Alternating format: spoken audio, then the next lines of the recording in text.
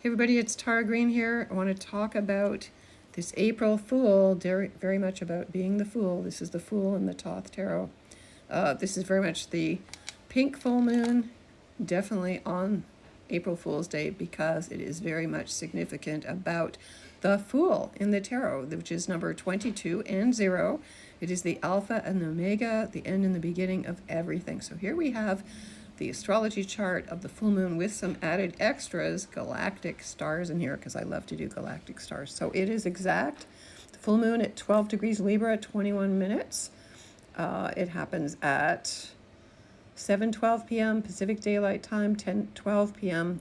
Eastern Daylight Time, and on April the 2nd at 2:12 a.m. Greenwich Mean Time. So here you have, there's the sun, there's the moon, okay, full moon, opposition, 12 degrees Aries, 12 degrees Libra. Both the sun and the moon are connected to fixed stars. The one that the sun is connected to is called Alderman, and it represents the Fool, 22 in the tarot. So there you go. The sun is really connected to the Fool in the tarot. You can see the aspects here. I've outlined them. The sun and the moon are both squaring Jupiter at 15 degrees of Cancer. Jupiter's been sitting at 15 degrees of Cancer for weeks and weeks and weeks, even though it moved direct. But that's the most powerful. It is the mid-degree of the zodiac, and it is connected to the fixed star Sirius. So all of this talk about aliens and stuff like that really fits in with the Sirians, who many people believe, seeded planet Earth. You can see here Lilith at 11 degrees of Sagittarius is also squaring the sun here. Sorry, trining the sun. I made a mistake there. Trining the sun, and squaring the south node there at 6 degrees of Virgo. So what we need to eliminate very literally from the past. Uranus is at the 28th, almost the 29th, the last very critical degree of Taurus.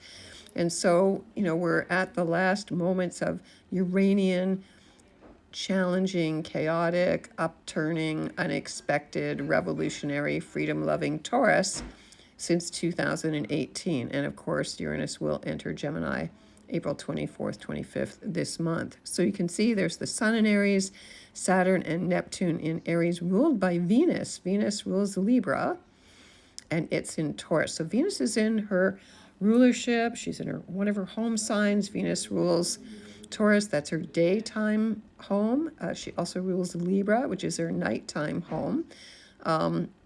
And so she is very strong. She's very strong. She's stubborn. So Aries is all about new beginnings. We're moving into this Aries age since Saturn and Neptune met at 0 Aries February 22nd.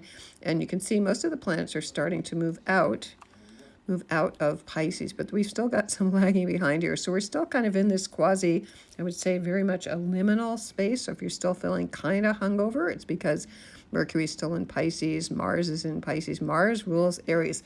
And when Mars enters Aries, which it will do next week on April the 9th, then you'll start to feel that real clunking in, because Mars on April the 9th will trigger that 0 degree Aries, first degree of the zodiac energy again. Okay, very much so. So we've still got kind of a week or so to get ready before the feet on the gas pedal really starts to go, right? Now, also, the North Node is still in Pisces, and until that node changes, which happens later this year also, we're still dealing with some old Pisces energy. Okay, so this is really important to track these nodes, because they are what's responsible for creating all the eclipses. They are karmic in nature. They're called the fated nodes, and the North Node shifts from Pisces into Aquarius on July the 28th, 29th.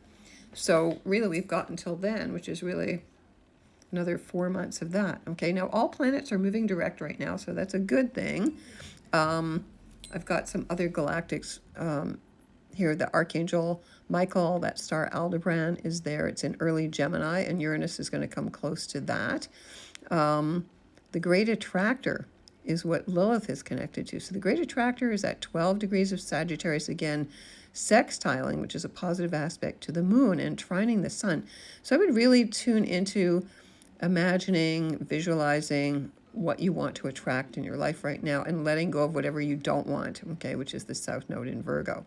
Okay, now The full moon, the Fool in the tarot is the wisest of all the cards in the deck, and it symbolizes living fully in the moment. It is 0 and 22.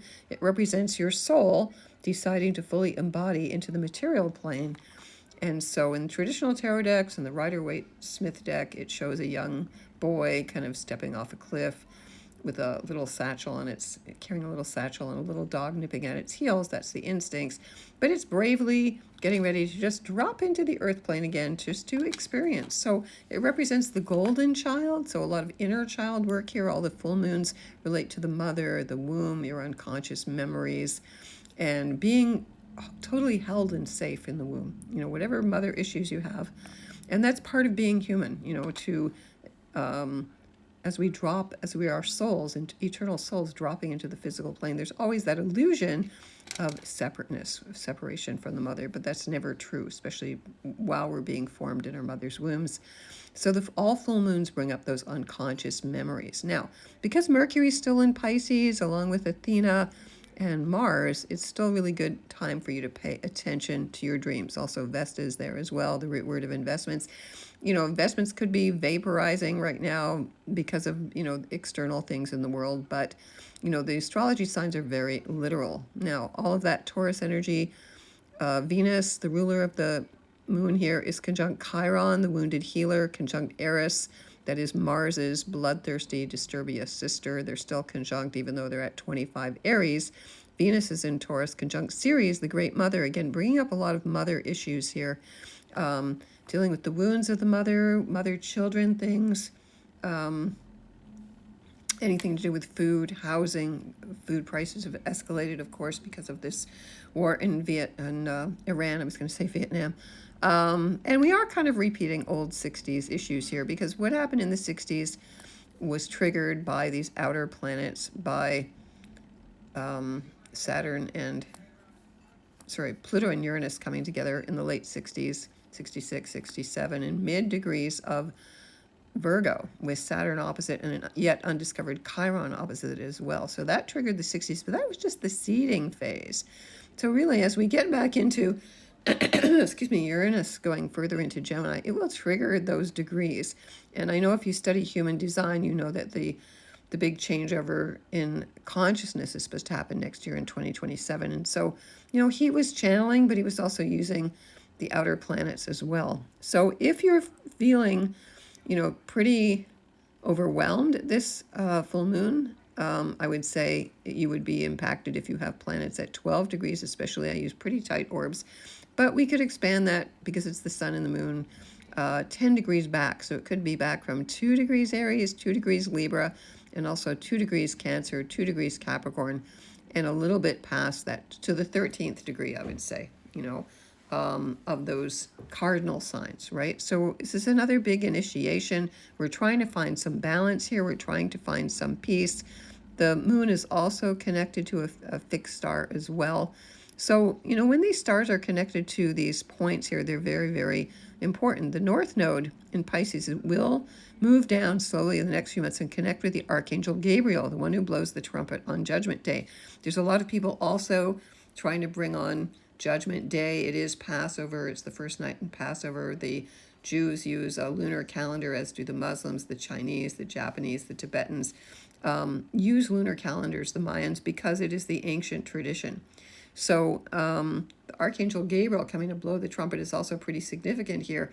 I think that's why people are really getting into this, another round of this rapture, building the third temple and stuff like that. I also just realized that the fixed star Regulus, which is the star of kings, which was, when Donald Trump was born, was at 27, 28. Leo, which is where his rising sign and his Mars is, moved into Virgo. It's at 0 degrees Virgo. It sits there for 72 years. That's how long it takes a star to move 1 degree. And Pluto has been in conjunct that, actually, since it first entered Aquarius in 2023. So it's very interesting to have the kings, the royals, all of this stuff being exposed right now, especially because of that one. And I haven't heard anybody really talk about that. Juno, my favorite goddess, is sitting also in conjunct that right now. So if you want to find out how all of these planets are impacting you, you can get in touch with me at tarottarot.com. I'd be glad to go in depth with you and talk about how your stars, your planets are connected to the fixed stars, because they were always worshipped since ancient times. And have a happy peaceful, prosperous full moon. Get in touch with me at tarottarot.com. Sending